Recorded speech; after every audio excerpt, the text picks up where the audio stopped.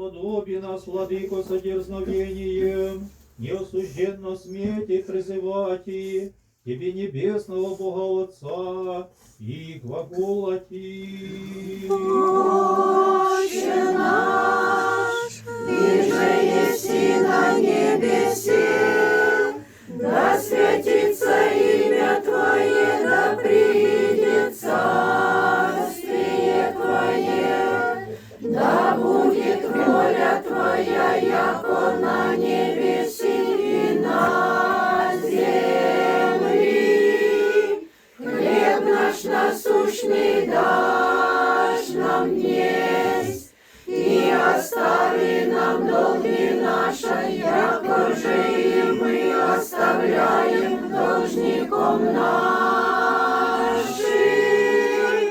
И не веди нас во искушение, но избави нас от лукавого.